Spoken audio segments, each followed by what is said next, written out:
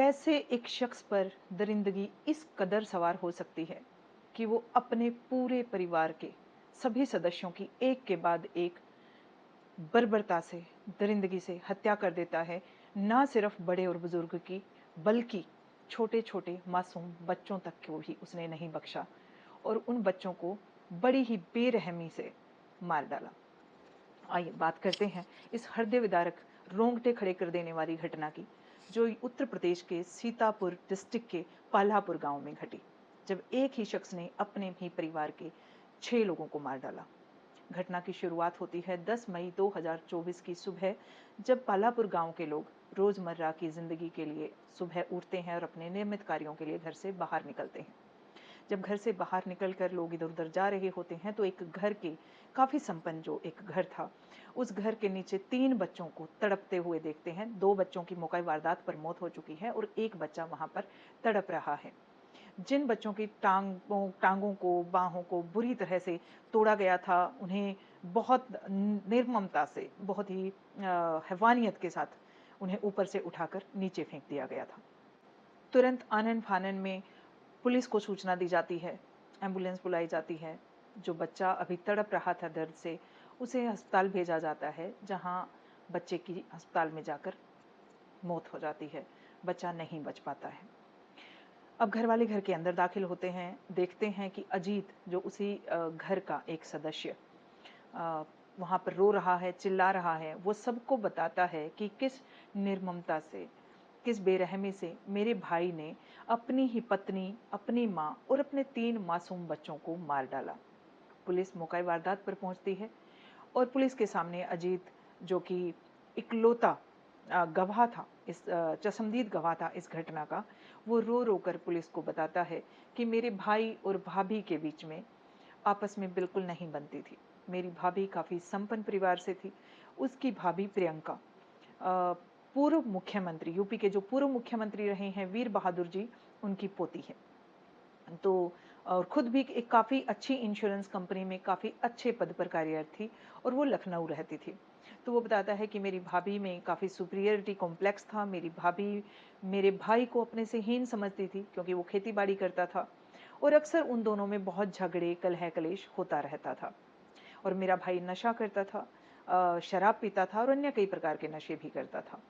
और कल रात इस कदर उन दोनों में झगड़ा बढ़ जाता है कि नशे में चूर मेरे भाई ने अपनी पत्नी, मेरी माँ, जो उनके झगड़े को बीच बचाव करने के लिए बीच में आई थी, और तीनों मासूम बच्चों को मार डाला। अपने बच्चों को उठाकर छत से फेंक दिया।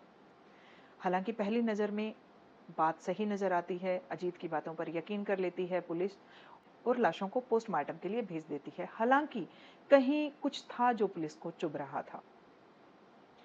अब पोस्टमार्टम में कुछ और नई कहानी निकल कर आती है। पोस्टमार्टम के दौरान पता चलता है कि अनुराग के सिर में 2 गोलियां लगी हैं। एक ही शख्स अपने ही सिर में 2 गोलियां कैसे मार सकता है? ये बहुत बड़ा सवाल खड़ा होता है। असल में तो पहली गोली मारते ही उस शख्स की मौत हो जाएगी, नहीं तो कम से कम वो इस हालत में तो नहीं बचेगा कि स्वयं को दूसरी गोली मार सके। अब दूसरे एंगल से घटना की, इस हत्याकांड की छानबीन की जाती है और छानबीन के दौरान सच्चाई सामने आती है और सामने आता है एक ऐसा कलयुगी भाई जिसने इस हत्याकांड को, इस जघन्य हत्याकांड को अंजाम दिया। अजीत और अनुराग 2 भाई थे, अजीत छोटा भाई और अनुराग बड़ा भाई। अजीत की पत्नी विभा और बच्चे मुरादाबाद में रहते थे, जबकि अनुराग और उसकी पत्नी प्रियंका और उसके 3 बच्चे आरना, अरनी और अद्विक लखनऊ में रहते थे। अनुराग की पत्नी, जैसा कि मैंने बताया, इंश्योरेंस कंपनी में काम करती थी और अनुराग खेतीबाड़ी के काम से ज़्यादातर पालापुर में रहता था। अनुराग और अजीत के पिता ने के पास काफ़ी अच्छी खासी ज़मीन थी और उसने ज़मीन पे कुछ लोन ले रखा था। लोन कुछ 24 लाख के आसपास का था, जिसको लेकर अक्सर दोनों भाइयों में बहुत ज़्यादा कहासुनी होती थी। अजीत स्पेशली अपनी भाभी प्रियंका से बहुत नफरत करता था, क्योंकि उसे लगता था कि उसकी भाभी ही उसके भाई को बहला फुसला कर उसको उसका हिस्सा नहीं दे रही है। जब इन दोनों में आपस में बंटवारा हुआ था, ज़मीन का बंटवारा हुआ था, तो ये बात हुई थी कि लोन को दोनों भाई मिलकर पूरा करेंगे और भर देंगे। लेकिन अजीत की पत्नी प्रियंका अक्सर लोन भरने से मना कर देती है या कहती है कि ज़मीन को बेचकर लोन को भरा जाए, जिसके ऊपर अजीत सहमत नहीं होता और बहुत ज़्यादा कहासुनी झगड़े उनके होते रहते हैं। घटना वाले दिन अजीत की पत्नी अपने बच्चों को लेकर अपने मायके लखनऊ गई होती है, जबकि अनुराग की पत्नी अपने बच्चों को लेकर गांव पलापुर आती है। अजीत भी वहीं मौजूद होता है। अजीत लगभग 10-15 दिन पहले से ही इस हत्याकांड की तैयारी कर रहा था। उसने कुछ नशे की गोलियां, कुछ नींद की गोलियां खरीद कर रखी थी और वो चाहता था कि पूरे परिवार को सुला दे, ताकि आराम से उसका जो सबसे ज़्यादा, सबसे बड़ा उसका टारगेट था, उसकी भाभी प्रियंका, वो उसको आराम से मार सके। अजीत ने उस दिन खिचड़ी में नींद की गोलियां मिला दी थी और वो अपने भाई अनुराग और उसकी पत्नी का इंतजार कर रहा था, जो बच्चों को लेकर बाहर घूमने गए थे। लेकिन अनुराग उसके इरादों पर पानी फेर देता है, ये कहकर कि मैं बाहर खाना खाकर आया हूँ, मैं अपने बच्चों के साथ, मेरे बच्चे और हम सब बाहर खाना खाकर आए हैं और हम घर पे खाना नहीं खाएंगे। अजीत को झटका तो लगता है, लेकिन वो अपने इरादे नहीं बदलता। सबके सो जाने के बाद वो प्रियंका के कमरे की लाइट काट देता है ताकि एसी बंद हो जाए और प्रियंका घबराकर घर से, रूम से बाहर निकले। और वही होता है, प्रियंका गर्मी से बाहर निकलती है ये देखने के लिए कि लाइट क्यों गई है। बाहर खड़ा, इंतजार में खड़ा अजीत प्रियंका को पहले हथौड़े से उसके सिर पर वार कर देता है और फिर गोली मार देता है। गोली की आवाज़ सुनकर पड़ोस के पास के रूम में सो रही उसकी माँ की आंख खुल जाती है और अजीत अपनी माँ 65 साल की बुजुर्ग सावित्री को भी गोली मार देता है। अब 2 इंसानों की हत्या करने के बाद अजीत के ऊपर दरिंदगी इस कदर हैवी हो चुकी है, इस कदर भारी हो चुकी है दरिंदगी उसके दिलो दिमाग पर, कि वो अपने भाई अनुराग की हत्या का भी फैसला ले लेता है। वो अपने भाई अनुराग को भी जाकर गोली मार देता है, जो गोली वो अपने पिताजी के तमंचे से मारता है। वो तमंचा उसकी माँ के पास रहता था और वो माँ से तमंचे को काफ़ी दिन पहले ही बिना बताए चुपचाप गायब कर चुका होता है माँ के पास से। अब उस तमंचे से पॉइंट ब्लैंक रेंज से वो अपने भाई के सिर पर गोली मार देता है। फिर तीनों बच्चों को जगाकर उनके पिता के पास, अनुराग के पास वो लेकर आता है। उन बच्चों को बताता है कि किस कदर तुम्हारे पिता ने नशे में चूर होकर तुम्हारी माँ और दादी को मार डाला।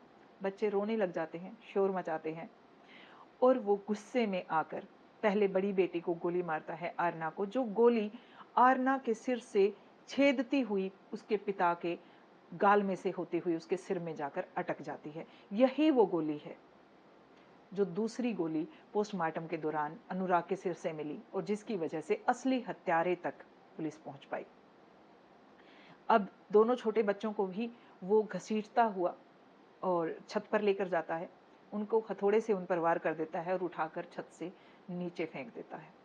फिर वो बड़ी बेटी आरना को भी, जिसको पहले ही गोली लग चुकी थी, उठाकर घसीट कर छत पे ले जाकर नीचे फेंक देता है।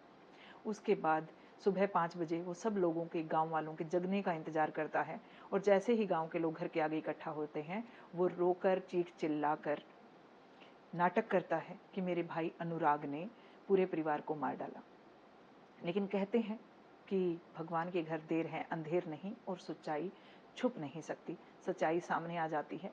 हालांकि अभी भी पुलिस और कई एंगल से इस घटना को, क्रम को देखने की कोशिश कर रही है कि क्या अकेला अजीत इतने लोगों की हत्या कर सकता है, कहीं कोई और तो उसके साथ शामिल नहीं था, कहीं उसकी पत्नी विभा तो शामिल नहीं थी, या कुछ और भी लोग थे जिनके जमीनी विवाद उनके पिता के साथ थे। उन लोगों के साथ भी कुछ दिन से अजीत की उठ बैठ शुरू हो चुकी थी, कहीं वो लोग भी तो इस हत्याकांड में शामिल नहीं थे। इसके ऊपर भी तफ्तीश चल रही है, पुलिस छानबीन कर रही है। खैर, कोई और शामिल हो ना हो, लेकिन अजीत कबूलनामा दे चुका है पुलिस को, वो कबूल कर चुका है कि उसने इस जघन्य अपराध को अंजाम दिया है, उसने इस घटनाक्रम को अंजाम दिया है। पैसा, प्रॉपर्टी किस कदर एक इंसान को दरिंदा बना सकती है, हैवान बना सकती है, कि उसे छोटे छोटे मासूम बच्चों पर भी, अपने ही परिवार के बच्चों पर भी रहम नहीं आया। इस कलयुगी भाई ने ना सिर्फ रिश्तों को बल्कि इंसानियत को भी शर्मसार किया। ऐसी ही सच्ची घटनाओं के लिए जुड़े रहिए, चैनल को सब्सक्राइब और लाइक कीजिएगा। धन्यवाद।